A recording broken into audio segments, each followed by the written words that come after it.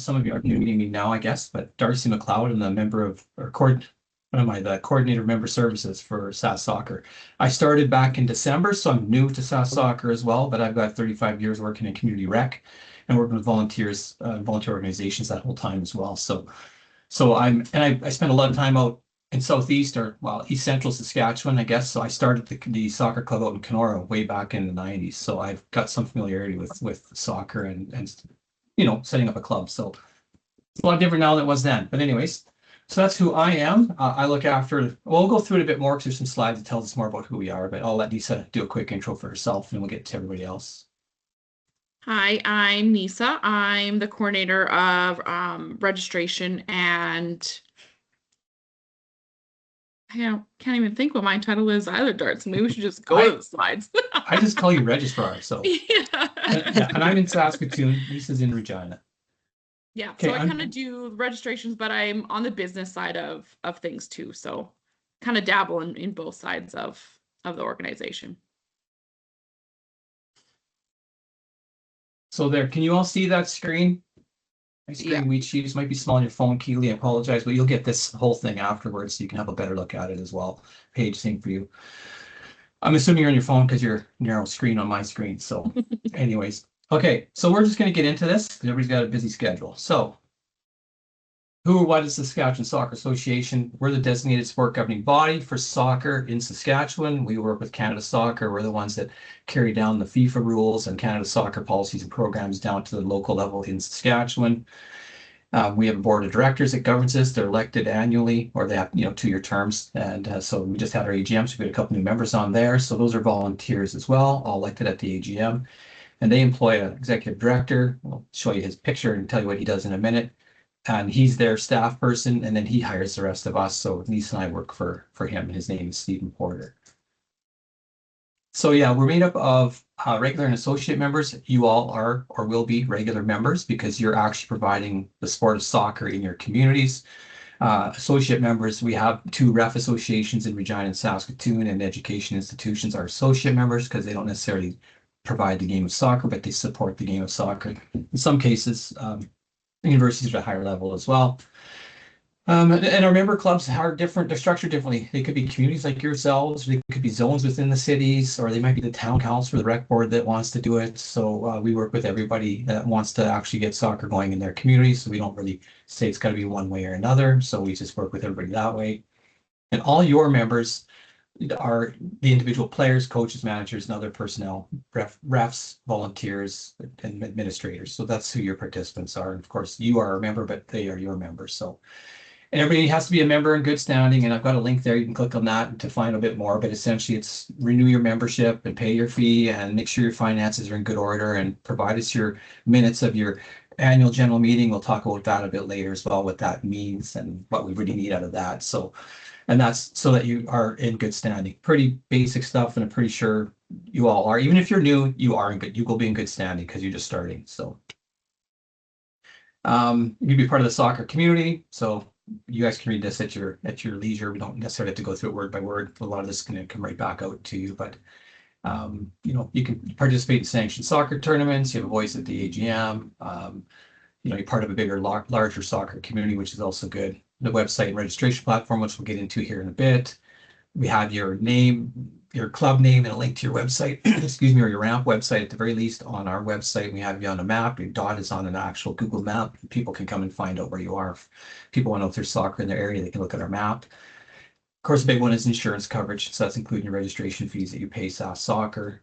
And of course, we've got coaching development. We have a staff person designated for coaching support and referee support as well. And of course, the grants, which is essentially, I don't look after all the grants, but the MAP grant, which will be of interest to you, especially, I think, that's something that I look after as well. So here's the staff. We have Stephen Porter as executive director. So he's the guy that works with the board and, does the human resources stuff, the strat planning, financial management, risk management, that kind of thing. So he's the head of the admin department, essentially, head of admin, but he's our executive director of the whole organization.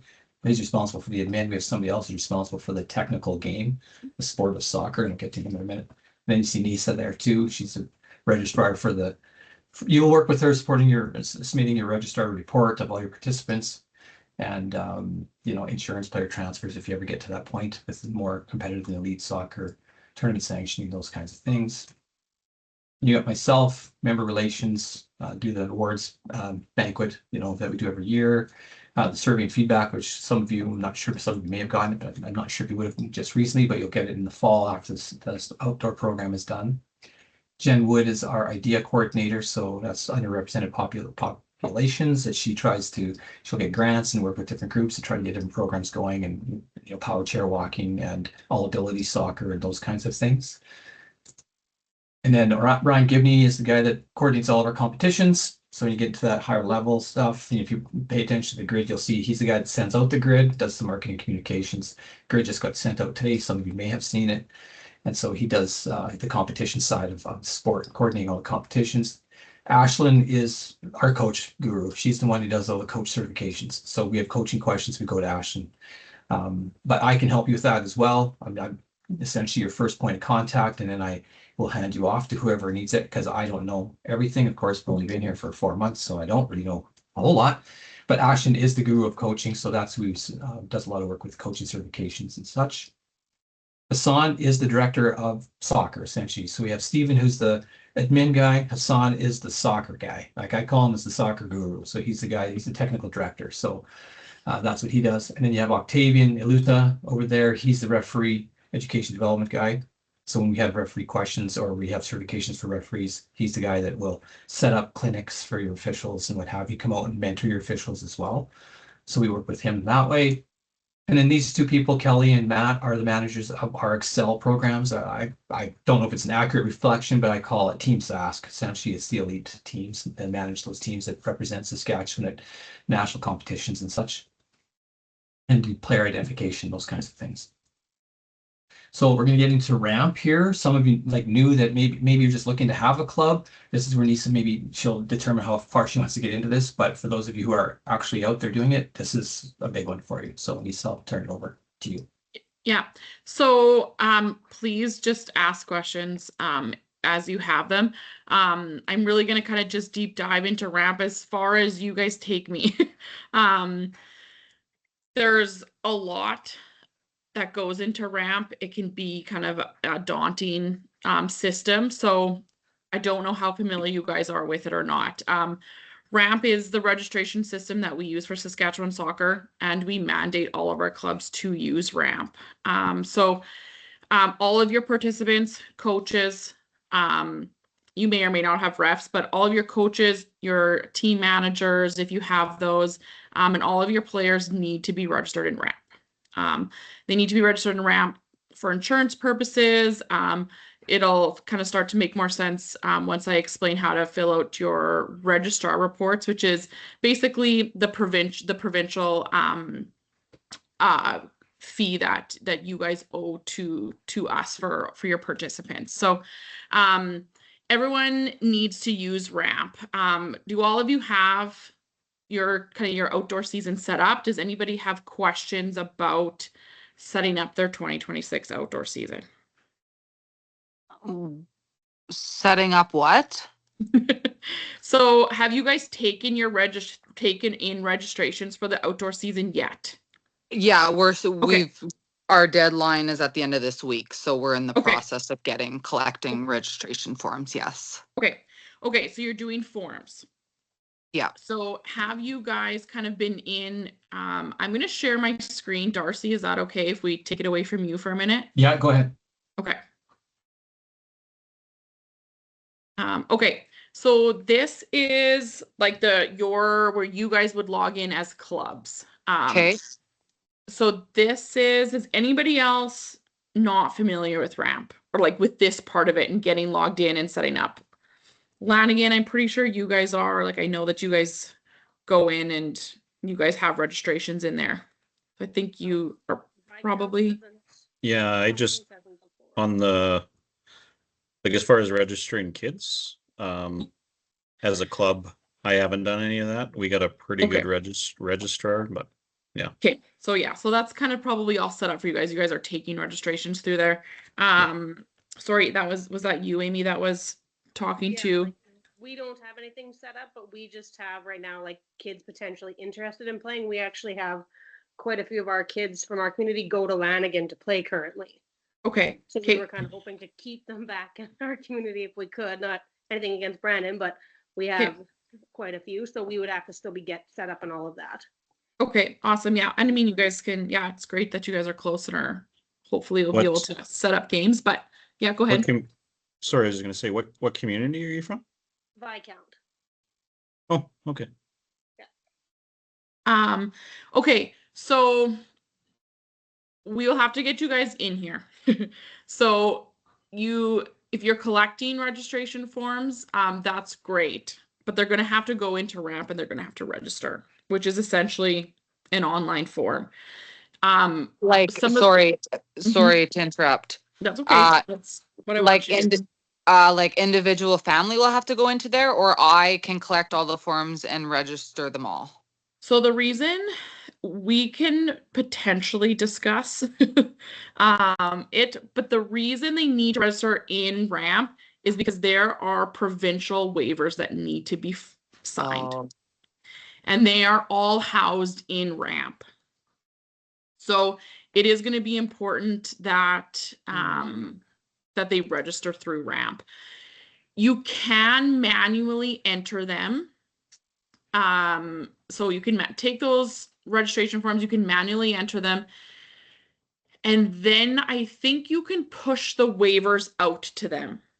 So if you feel like you've gone so far already for the outdoor season and you don't want to like essentially ask people to like start their registration all over again, yeah, I can look into what that looks like, but you're still going to have to manually enter these all. So it's going to be a little bit more work on your part, but it'll avoid them essentially feeling like they're registering all over again.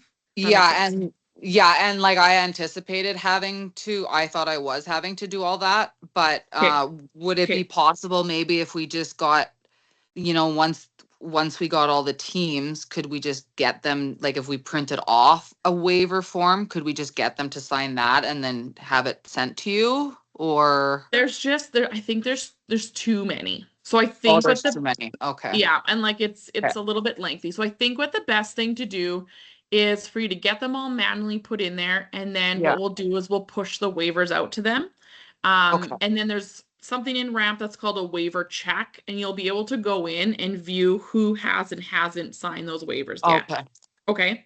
So let's be in touch, okay? And we will have to kind of like figure out how to maneuver that. Then in the future, like you guys can ask in RAMP, you can set up, because we also have questions, because we have to report to Sask Sport. So there's questions also on top of like the waivers. There's some questions that need to be answered for us to properly do our Sask Sport reporting. So those are just some of the reasons that it's important to be using RAMP. Sure. Sorry, go ahead. Does someone have a question? I think we might have some more joiners. Yeah. Okay. Can you see those, Darcy, or do you want me to pop I see Ellie. in? I'm assuming it's Eleonora. And I'm not sure who Kayla is with. I'm assuming from maybe Turtleford again, but I don't know that. Okay. Kayla's with us. Okay. If possible, Kayla, could we just get you in the chat to put your email address so we can make sure you get a copy of this presentation at the end of it as well? And Ellie, I have yours as well already, so you don't have to do that. Okay. So I think I'm going to move forward, and then we will touch base about how that's going to work.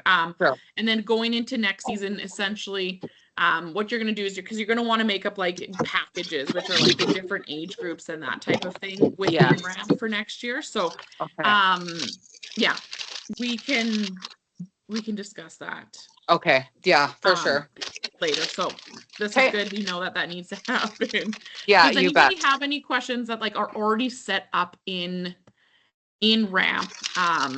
Does anybody have any questions kind of about the system, about setting up package, taking registrations, anything like that?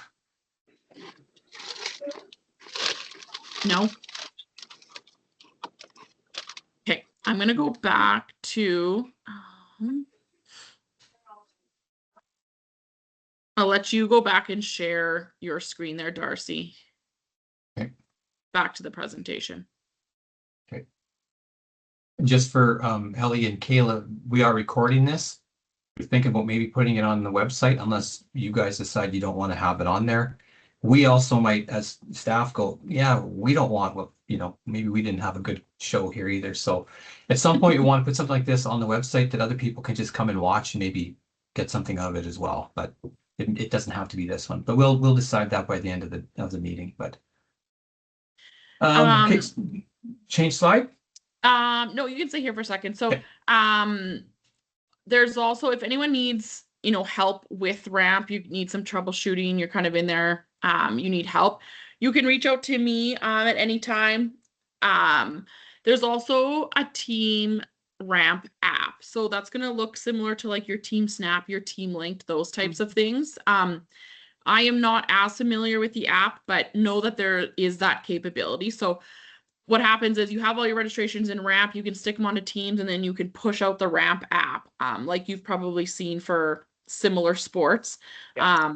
And then they can get their schedules and everything in there. So I can connect you if you need team app help. Obviously, I don't create teams at the provincial level, so I don't have as much knowledge about that. However, I do have children that play a multitude of sports. So I know what those apps look like and how handy they are. Yeah, you can probably move on there, Darcy.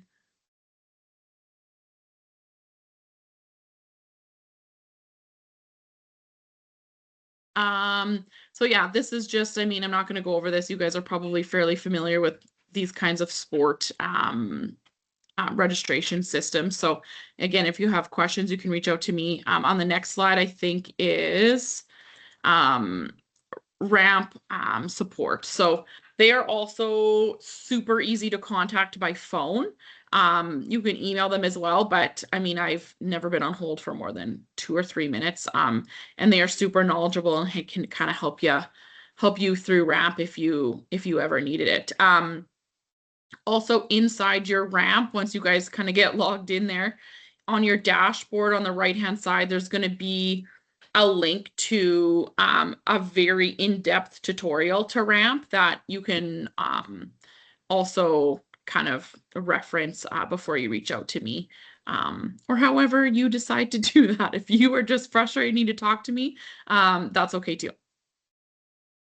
Sorry, just a quick question, and you might Yeah. have answered it already. Mhm. Are we getting like a copy of this slideshow, or should I be writing down all these websites? We'll give it to Yeah, you. we'll give you this. Yeah, okay, perfect. Yeah, it'll be sent out in a PDF. All the links are active in the PDF. You just got to click on them. Awesome, thank you.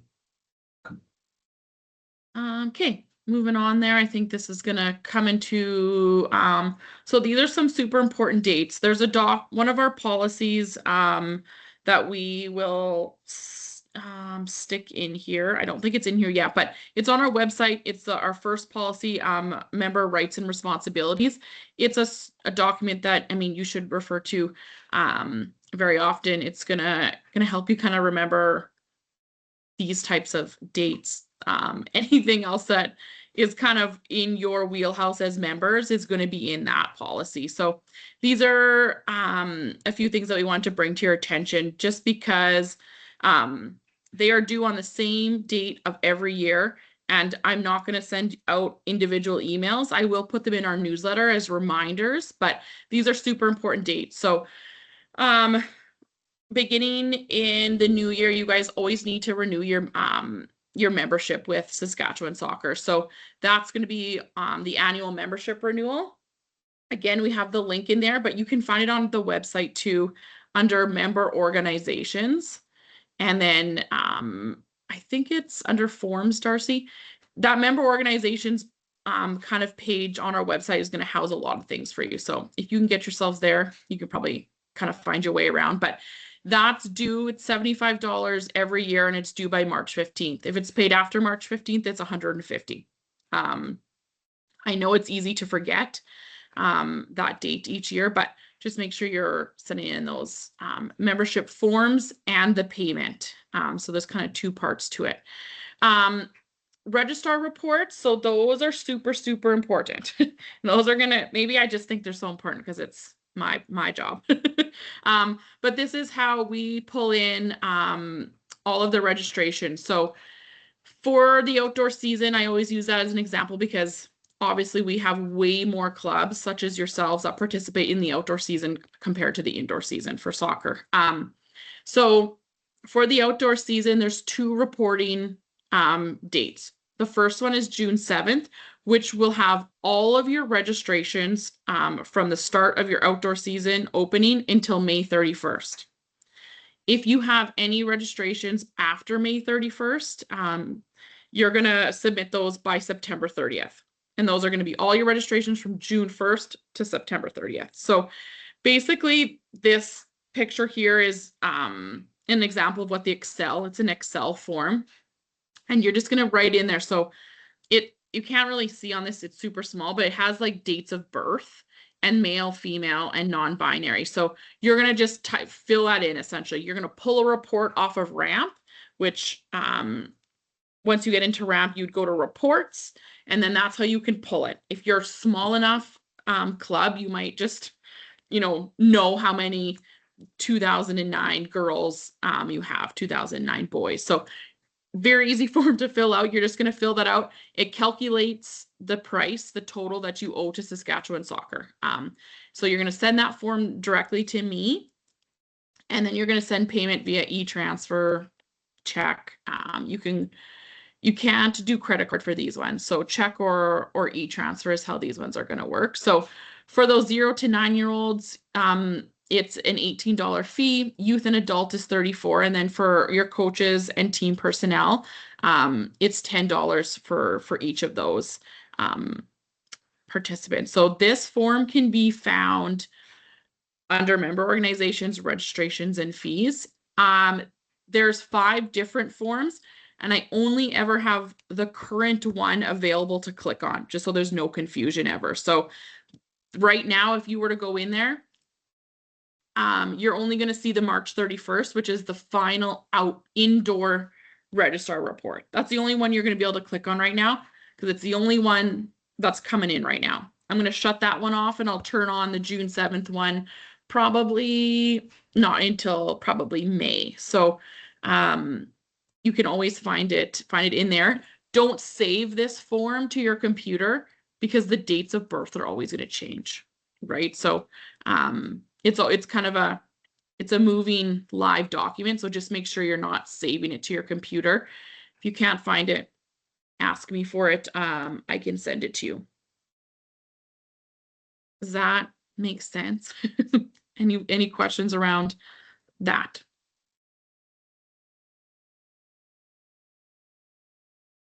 Awesome. So I'll take over here, and we won't spend a lot of time on this, but it is something important to Sask Soccer and Canada Soccer as well to make sure that every club has the minimum standards for running their programs across Canada. So it's something that we work on, and it is a requirement of all clubs to reach a quality level of licensing, which is the basic level. But Ashlyn Therens, I introduced you to her photo earlier. She's kind of responsible for this part of the program as well. So we would get her in contact with you somehow so that you guys can start doing that. Some of you may be already there, I'm not sure. But first, those who are new, we would just have Ashlyn get engaged with you to tell you what you need to do. But it is all on the website as well. Again, that blue font is a link to some of that information. So essentially that's what it is. I don't get too hung up on it right now because I don't know a lot about it. I just know that there's a requirement to have it at some point, but it won't stop us from working with you, and it won't stop you guys from doing what you need to do out there, as long as you're working towards it, essentially. So that's kind of that club licensing thing. There's a whole page on it.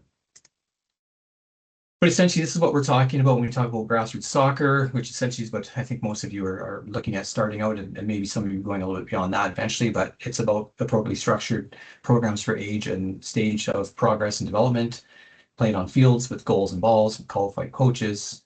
Children have to register, play, not watch, right? So we want them all playing. We don't want them all sitting on the sidelines, and we're not trying to play the best players and develop those best players. It's essentially participation based. And we want to make sure everybody's getting a fair shake at being out in the field and running around and experiencing the game. So there's more about the grassroots standards as well at that link. There's going to be two of these slides. Again, you're going to get this. It's a lot of information. That's why I want you to have it so you can go through it. It's also on our website. It's on Canada Soccer's website. So it is kind of everywhere. But this kind of tells you the standards for the different age groups that you have all the way up. And this is in that grassroots standards. And then you're going to, the older kids are, similar, but they have different requirements maybe. So this is the grassroots standards. And again, all that is on the website. I didn't want to give you the whole thing because there is a lot of information. So just get familiar with what you need to know, and then you can start going from there. So you'll have a chance to look at this. There's nothing I really want, unless Lisa, you have something you want to specifically point out here, but it's just put in here so you have it for a reference later on. Coaching standards, though, we have, the very basic requirements are the criminal record check with the vulnerable sector check, which is standard pretty much everywhere you go. That's a requirement. And then we've got the Coaching Soccer in Canada module, which is an online module that you can access. And I'm surprised that's not linked, but it will be linked on that page. And then Respect in Sport, which is another online module you have to do. It's not, I had to do Respect in Sport when I took the job. It didn't take me very long, but it is a commitment for volunteers. I know with all the training that they have to do too. So in addition to being out there and organizing things and participating themselves, making sure the kids are playing. So game leader, I think. Yeah, go add ahead. in there, Darcy. That's another kind of piece that RAMP is useful for. Your criminal record checks in vulnerable sectors for your coaches and managers if you need that. I say that lightly because you guys may not have managers, but your RAMP houses those criminal record checks. So there's a spot for them when they go into register for them to upload their criminal record check. And then you as admins get to go in and view it and accept it. So they're all in one place if they ever needed to be referenced or anything like that. They need to be within 2 years. So I know there's some sports or organizations out there that require them every year, or I don't know, every 3 years. Every 2 years is when they need to be done for us. So just make sure that those criminal record checks are coming in and they can be housed in RAMP to make it easy for you guys. So the game leader here is essentially, we could probably put under the officiating part of it as well, but it essentially just, maybe we'll talk about it then. I think it's probably a better place to talk about it. So you had I'll just go back, I think, if I can. You had the modified safe sport roster, which is very, it's the very base minimum for certain age groups, the low age groups especially. And then you get into the full safe sport roster. So essentially, if you're playing sanctioned league games against another community, against another club, you'll need to have the full safe sport roster requirements for your coaches. If you're just playing friendlies and what have you between, the next community or within your own organization, that's where that first initial modified sport roster or safe roster requirements are required. So here you've got all of these, again, a criminal record check is there. There's the Coaching Soccer in Canada module. I'll try to link it on that last slide as well, so it's not as confusing. The Respect in Sport, again, is the same thing. And then you've got these other couple 4 things that you have to have done too. All of them, I think, are online, I believe, Nisa. So you just go in and you do the courses online. These links will take you right to those courses. Either it's with us or it's Canada Soccer. I think most of it's Canada Soccer anyways. These are just all what you'd have to have in order to play that sanctioned sport or coach the sanctioned sport. So, and then we've got a listing of all the coming coaching clinics on our website as well that Ashton would be putting on or scheduling. Yeah. So does anybody have questions around that? Like what would be required of you guys for that? Makes sense. Okay. Because I would assume for the majority of you guys, it's just going to be that modified one. So just making sure everyone's got those 3 things, unless you're, like Darcy said, going outside your community. So we get into the referees. I think people get rightfully hung up on, I don't have enough officials. How do I get officials? This essentially is how it works. In Regina, Saskatoon, they have their own organization. So anybody who wants to officiate in Saskatoon, Regina, they register with the referee association. Essentially, outside of that, they register with your club as a participant within your club. And essentially, at the lower levels, it's a game leader. Just what it says, they're facilitating matches between young players, ensuring they have fun and have a good experience. And it can be used for unsanctioned games. So referees for U13 sanctioned games can be game leaders or they can be referees. So you can have either or. And so the game leader is a little less requirements, I guess, to have some training, but you do still get some training. So you still register through MO, which we refer to you as member organization. So that's the MO, and you can access the online theory course at this link here. And then for anything U14 and older, you need to have another step beyond that online course. And this is online as well, but once you go through the theory, you click into this, and then you register through a Google Classroom, and Octavian takes over from there essentially and you start attending courses to get certified to the level that you need to be for whatever you're reffing. And those are all on our website too. I don't want to get into what you need for each category because you kind of have to go through it. But the base one is that small-sided futsal referee course. Anybody can go out and lead these games for that. I think it is, yeah, all the U13 stuff. But you can also have officials do it, people who are more trained. So is that clear as mud? Because I know it can be. Again, you can refer to this, and you can always contact myself to lead you through that as well. And I'll try to get this to you tonight, but if not tonight, it will be tomorrow morning for sure. So I'm just going to change gears and I'll go into Submittable. Some of you maybe are familiar with it because that is the online platform that we do everything through. So when you do your member renewal, first of all, your member application that Turford just did, or other organizations did, you go through, you create an account in Submittable. We do everything through that. I get notified that you submitted something, then I can go and look at it and I can reply. You'll get automatic responses essentially when you submit something. You get set up to say, here's the next step in the process once you do that submission. When you go through MAP grant, you're going to submit it through that. If you want to do awards nominations, you're going to submit it through that. If you want to apply to the board for SSA, you're going to do it through Submittable. So it's kind of the one that we do a lot of. Well, I say we do everything in it, but that's because I use it all the time. It's kind of my platform, like Ramp is Nisa's. So. And so this is what it looks like if you want to create an account. You'll go on. This is the link to go and create an account. If you don't have one already, just click on that link. When you go in there, the only thing we ask is that you name your club, whatever your club's going to be named. So if it's going to be the Viscount Soccer Club, make sure you put Viscount Soccer Club. It can be whatever email address.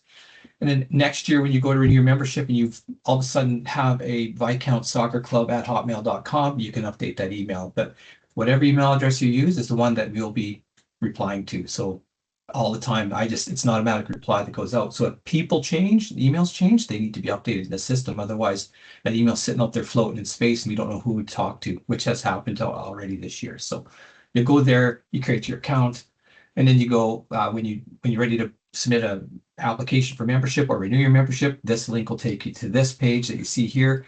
And if I were to be able to scroll, it's just an image, but if I were to be able to scroll that, because that's a web page, it would have every submission that's open. So right now there's MAP grant applications in there. I think there's coaching certification applications in there, all kinds of applications. Anything that we have open would be on that page. And that's your entry into Submittable and really starting everything off. It's not as confusing as it sounds right off the hop. I know it can be, and I know I was intimidated when I started doing it, but it is it's a very good tool to use, and it's easy communication. So you'll see lots coming up from me through Submittable. I do email lots too, but when I'm dealing with 60 plus clubs and I need to send them the same thing, it all goes out through Submittable. So, but when you reply to that, it does come directly to me, which is nice. So yeah, so this is just what it is. We use it for everything. So I use it for all the communication. So we'll get into MAP. We call it the MAP grant, Member Assistance Program grant. It's based off of the previous 2 years registration numbers. And it's we get a pot of money from Sask Lottery, Sask Sport every year, and then we determine where we're going to put it and what's the priorities for it. But always when we do our population-based funding, it's always through the registration numbers. So lots of information. This grants policy tells you all you need to know really about MAP. And I think there's 3.5 pages. There's not a lot of text. It's a lot listed and it's formatted quite well to follow. You can go in there and find out more about the MAP grant. Also, there's a link here down at the bottom of the page, takes you to our website that has everything you need to know about MAP. There's how-to guides on there. There's step-by-steps to fill out and to follow up. There's some old webinars on there too, and generally nothing has really changed a lot, but we do want to update those so we have, I guess, current information on there. But it's pretty much not much has really changed in the way we do things. So, MAP grant is funded by Sask Lotteries. You go buy lottery tickets. It goes to every sport organization. I mean, hockey included. You guys probably know that better than I do out in your towns. Your rec boards get money from Sask Lotteries as well. And so it's really important to support Sask Lotteries. The deadline for the MAP grant is this Wednesday at midnight. So I know it's quick turnaround or whatever, but it's not as difficult as it's going to appear. There's a lot of entry. It's a lot of just information, so we know who's applying and what you're, confirm who you are. Essentially, that we're giving you the money. We know who we're giving it to. But again, it's on that website there. You can go check out all the who's and what's about the MAP grant. You have to be a good member in good standing, which essentially I think we talked about having your membership fees paid up. And when you do your member renewal, you have to submit your AGM minutes, and we'll talk about that a bit later, and your financials, just to make sure that, we have to be very transparent and accountable for the funds that we get, because it's public money. And so when we give it out, we have to, pass on that same standard to the people we're giving it to. So we want to make sure it's all done above board. So you got to be a member in good standing. All your participants need to be registered in RAMP. If people are all of a sudden playing with your club or whatever and they haven't been registered, that's a requirement, as Lisa's talked about earlier.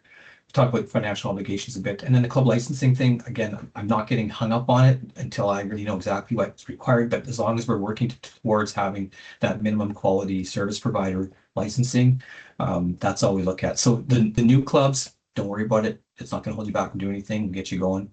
And the new clubs, you qualify for a minimum amount of $500 for MAP grant in your first year.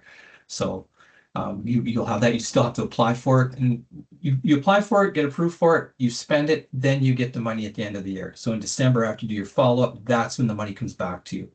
If you want it before then, we can write a check to you before then. But if there's any leftover MAP grant funding, you wouldn't qualify to be part of getting any of that leftover funding. So what happens is, we always say, hey, if everybody used all of the MAP grant funding, there wouldn't be any to reallocate. The matter of the fact is that we always have money left over. So we go through what we call an over submission phase. It's essentially just reallocate what's left over. And so if you have more expenses than your $500, submit those receipts, because then we can give you more money at the end of the year too. So Darcy, sorry, just to jump in. So when they initially submit their form, though, like in the next couple days, if they want to be eligible for that over submission, they need to over submit at that point. They just need to over submit with their receipts. I mean, yes, when you put your application in and you have a $500 grant and you say, but we're going to spend $1,000, you can do that. But you're only guaranteed, as long as what you've spent is eligible, the $500 reimbursement. If we have more than that, we could fund you up to whatever receipts you give us, essentially. But you likely wouldn't get full, because we're just spreading it out amongst all the members too. So it's just a matter of, I say $500 doesn't mean you submit 500. You might want to submit if you spent more. We encourage everybody to submit more receipts than what they actually have their grant for, just in case there's more money available. But when you do your MAP grant application, you go in there and there's 4 categories, and you're going to click coaching, or you're going to click grassroots development, you're going to click referee development, you're going to click organizational development, and you're just going to tell us what you want to spend in each one of those. You don't have to do in every category. Pick one if you want, and what you're going to do with that funding, and how much you think you're going to spend. That's essentially as simple as the application is. You don't have to give me detailed breakdown of everything. Yeah. Sorry, is that one due on Wednesday as well, that application for the MAP grant? Wednesday at midnight. Wednesday? Okay. Yeah. And there's also the special population. Yeah, it is simple, but when you open up, like, like if you're going to need balls or things like that, if you're kind of, don't get overwhelmed that it's due on Wednesday. Simple things you already know that you guys want to buy, get that stuff submitted. You don't have to have it purchased yet. Just we're planning to do. Okay, perfect. Yeah. And if something were to happen, that something changed, and all of a sudden, hey, you know what, we don't need this, we need that, I think it'd be, I'm speaking, I don't have the authority yet, but I don't see how it'd be a problem if you email me and say, hey, we were going to do this, but now we're going to do that. Like, a lot of places call it a change in spending plan, but I haven't seen that here. But I mean, I think or just add it all in there. And if you only spend the one, put it all you only in. spend the one. Yeah. And then when I look at it in October, November, it's going to say, here's what you said you applied for. Did you actually do that, or just go do something else? I don't, and so, so just put it all in there, and whatever you think you might do, put it in there. You don't have to do any of it. Just make sure you do $500 worth. Okay. Essentially. Perfect. And then all the eligibility was in that grants policy link. but it is pretty simple. It's balls, nets, jerseys, anything soccer related. We don't pay for out of province travel. We don't pay for construction of facilities. We don't pay for, that kind of stuff. It's soccer related. What are we doing to get those kids out there and playing soccer? And it could be referee, and it also to support you as an organization, what you're doing. But yeah, we talk more about that if you have questions as well. But I know we only got 2 days, but anyway. There's also the special project funding, which is a $5,000 grant. It doesn't matter who you are. Depends what you're doing. And so this is to get, people who typically haven't been involved in soccer, whether that be people, all abilities, like power chair walking or power chair soccer, or there's Indigenous programs just to target, people who are really have lots of reserves around them to try to get them active as well. Referee development is in there right now, but I'm not sure it'll be in there next year because we're trying to get more people involved in the game, although we need refs. But there's that, but it's still there now. So you might want to hold ref clinics, and there you go. You put it under that. But anyway, it's up to $5,000 per club, and not per program, because you can apply for 4 programs. Doesn't mean you're going to get $20,000. But anyway, same idea. I was just gonna say for referees. This year, there's a ton of free stuff going on. So if you got refs, get it done this year. Yeah. Reffing and coaching, we are for 2026. We're covering the cost of the coach and referee courses. So you still need to take the theory portion of it. But we have a way more coach and referee sessions or clinics going on around the province than we ever have. So you can find that on the website too. I feel bad we keep sending you there, but you can find where all of those locations are. And it's all being covered by us this year. So if you've got people that are interested in reffing or coaching, now is definitely the time to do that. Yeah. So this page gives you just an overview for each area. But at the end of the day, the actual eligible expenses are in. You don't have to really have that nailed down now. Just when you do your follow-up, big kicker for me is remember to keep your receipts. Don't wait until November to go try and find your receipts, because I need those receipts or whatever it is. And there's also a table on the website that download that table, keep track of your receipts in that table. It's the exact table that I use when I go back and cross-reference your receipts. Make sure, those are all good. And then you can, that's the one that's actually in the follow-up report that you would fill out. And I'm toying with maybe allowing people to upload that table, but I need that. I need the table to be the same, because I do 60 some of these, and to try to figure out how everybody's done it their own way is cumbersome. So those are the kinds of things that we're looking at. And again, this is all going to be sent back out to you. Same thing again, ineligible expenses. Again, this will all be sent back out to you. I think it's fairly reasonable stuff. And we talk about the follow-up. It's due October 15th. Same thing, however you signed in is submittable. You got to use the same credentials to get in so you can access your MAP grant. Once you've got your MAP grant and been approved, I actually send another letter out to you and say, hey, here's the follow-up report form. You're going to get that in May. You don't have to do it until October, but it's part of the process of when you're approved to say, here's the form you need. And then I will be sending reminder emails out in the fall to say, hey, don't forget about your MAP follow-up, those kinds of things. And again, the guidelines are on the website. I've got the link here. There's a step-by-step essentially. That is pretty good, I think, but I'm open to feedback. And again, here's the website for support and stuff too on MAP. So that's MAP, I think, except for here's the timeline. So here we are. Typically, we try to have the MAP grant open in March with turnover in staff and what have you. We fell behind a bit, so it didn't get open until a week ago. So it closes middle of April.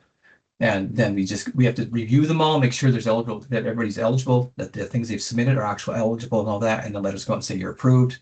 But we don't want it to stop you from doing what they got to do. I mean, you're going to do what you've got to do anyways. It's a matter of making sure that if you're counting on our money to support what you're doing, you have to make sure it's eligible. That's all. And again, check the website for all that. Try to do some of these webinars in August and September, or again, one-on-one supporter calls like this, whatever. And then again in October, we have the deadline. So, and then we have all payments back out by December 15th. That's our goal, is to have everything back out. Typically direct deposit. If you need check, I think Lisa, I'm not sure what happens if they need a check, but we prefer direct deposit because it just quickly goes out to you.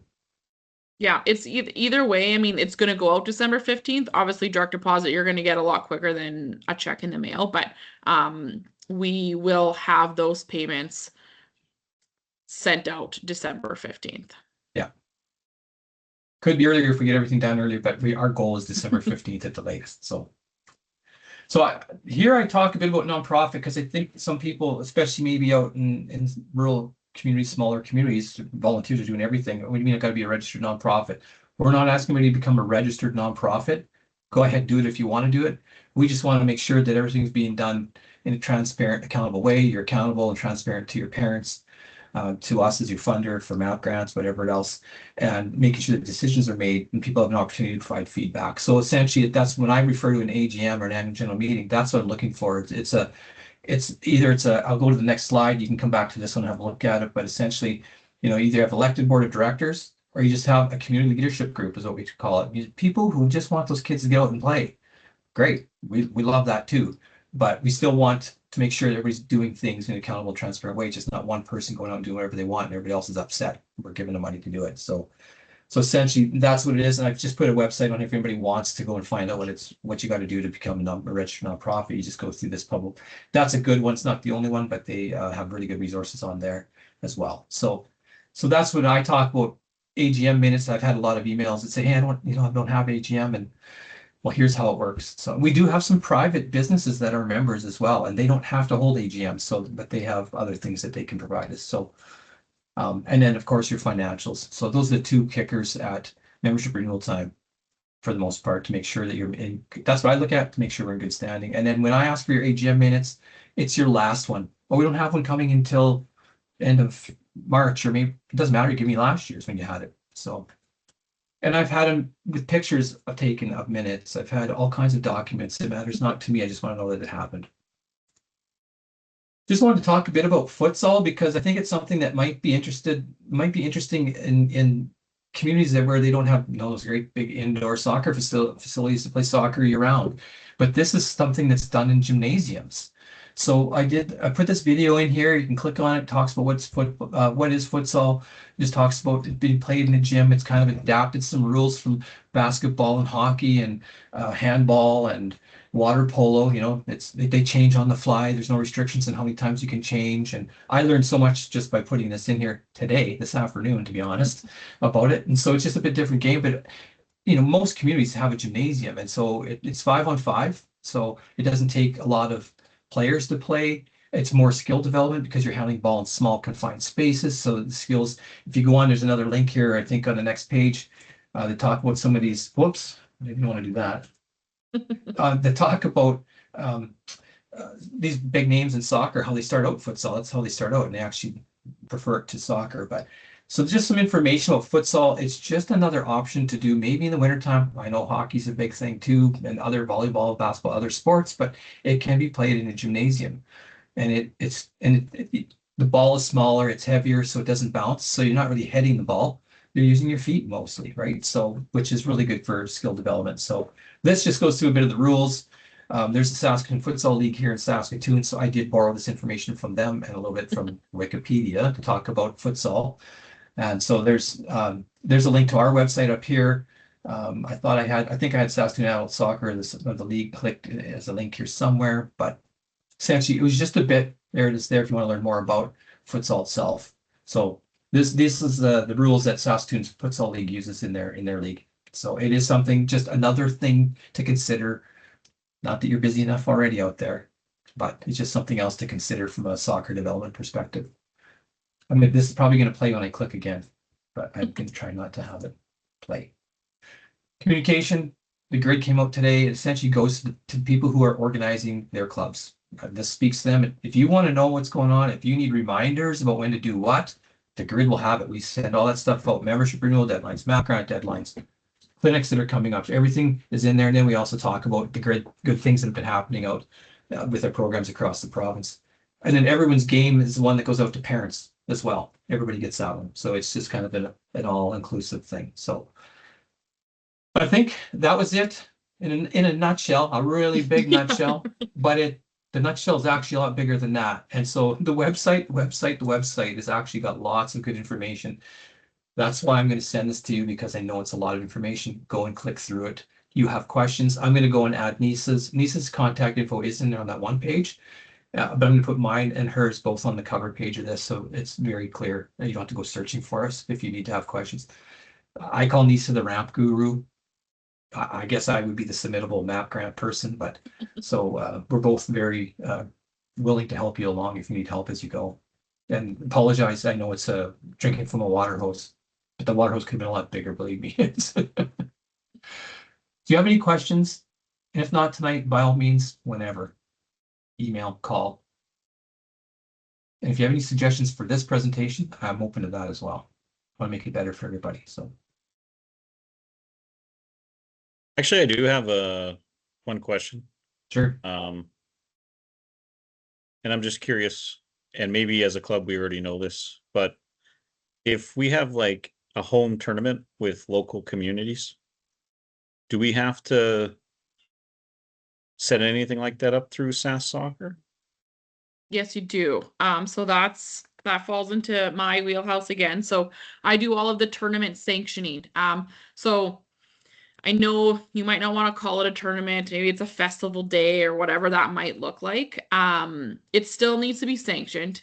It's easy. It's a submittable form. You just fill in, what age groups you're going to have, what that looks like. I'm going to review it, give you an approval. I mean, the only time I'm probably not going to approve it is if in the past you haven't followed, some of the grassroots standards. So like you've got 7-year-olds playing 5 games in a day or something like that. If it's during our rural Sask Cup, I may not approve it, or if it's on our AGM weekend, which is in March. So probably not going to be for your outdoor season. So there's not a lot of reasons I'm ever going to deny it. We need to know when there is sanctioned soccer happening in the province, essentially. It's just a matter of letting us know. We will put it on our website though, for other communities to know. You can reach out to the communities though if you're just kind of doing it yourself. But I do need that form done. It is $100 sanctioning fee. And then I also would need the schedule. I don't need to approve your schedule. We did in the past where I made sure there was enough time between each games, because grassroots standards, depending on the age and the length of the game, they need to have so much rest time between their games. Some of those kind of standards actually have been taken away, so there's less to follow around that. But I do need your schedule. So the only other thing I'm going to ask you for is your schedule. I don't necessarily approve it unless there's somebody raises a concern and says my kid played 5 games in a 4-hour period of time or something like that. Right. I just need a copy of the schedule. And then you'll do a super quick follow-up. It just, again, it's a submittable form that'll take you 3 or 4 minutes to complete. But yes, I do need to know about it. Can you email me that form? Yeah, it's just in that, I've got that, I think I've got it back on the screen, that same page. It'll be on that same page when you go into submittable. The form would be on there. You click the bolded title of it to get to the form. Well, I guess you could click the submit button too as well, but yeah, I can show you guys here too. This is the website, member organizations, and you're going to go to this membership forms. And this is kind of where you're going to find them. So if you click that membership renewal form, it's going to take you to submittable. And it's going to take you to all of the forms.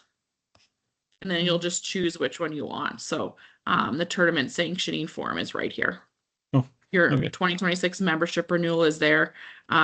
So yeah, anytime we send you a submittable form, you're probably going to come here and it's going to pull these all up for you. You can just find the one that you need. Awesome. Yeah. Thanks. Thank you. Yeah, you bet. The only other one that I'll show you too is we have a sanctioning page too. So if you go to events and just go to sanction tournaments, this is where you'll see the sanctioning policy. Here's the application form link again. We try to kind of put it everywhere to make it easy for you. But then this is the list. So if you guys want to participate in tournaments, you're going to find them all here. Okay. Yeah. But keep in mind, your coaches will have to have, you know, a few more credentials if you're going to enter some of these bigger tournaments, but Yeah, just I've for looked kind of a festival type situation, those minimum standards would be fine. Yeah, okay. So, I mean, typically what we do, it's more of a festival, I would say, but Yeah. Yeah. So you're still kind of looking just those grassroots kind of standards Yeah. and yeah. Yeah. Just let me know about it. sounds good.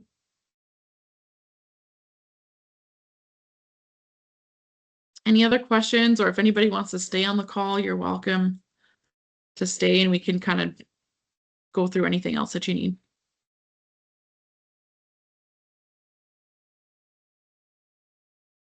Awesome. Enjoy the Okay. rest of your night. Yeah, and if you have anything at all, you've got our email addresses already, or you will have them for sure right away, for those of you who didn't have them before, but let us know. We're here to help, honestly. That's, that sounds like a cliche line, but really, that, I mean, I find that's my job, is to link people out in the community with the people that they need to talk to at SSA, and I don't have all the answers, but I can find them for you. So say if we did like have questions in regards to how to host the little tournament or something, do you guys have resources for that? Like even how long does a game go for? And how much time do we need to have in between games? Yeah. Take a Um, look at on the website, take a look at that under events, and Yeah. then sanctioned tournaments, and you should find most of your information there. But yes, there's a template there for a schedule to help you kind of build a Okay. schedule. Okay. And then so that'll help you there. And then you're just want to follow those grassroots standards essentially. So Okay. just making sure the games aren't super too long for the age group and that they've kind of got that space in between. I think now it's only like one game. Honestly, I think it used to be like Okay. 3 times the length of a game or something crazy. And now I believe it's just the length of one game. So if they play a game, that's 40 minutes and then they have a 40-minute break, I believe they can play another game up to like a certain amount of minutes per day. Okay. Yeah, so Perfect. those are kind of what I'm talking about around that, but yeah. Okay. So I'll work at I'm gonna make some changes to this, so it may not be tonight, but it'll be tomorrow morning. I'll get this back to you, and then it'll be fresh. Awesome. Thanks for your time. guys. I appreciate it. Again, if you have any Thanks, questions, guys. let us know. Awesome. Thanks, guys. Okay, have a good night. Yep, you too. Thank you.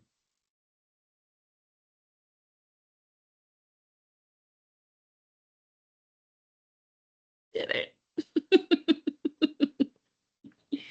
Awesome. I think that's good. We keep getting better every time.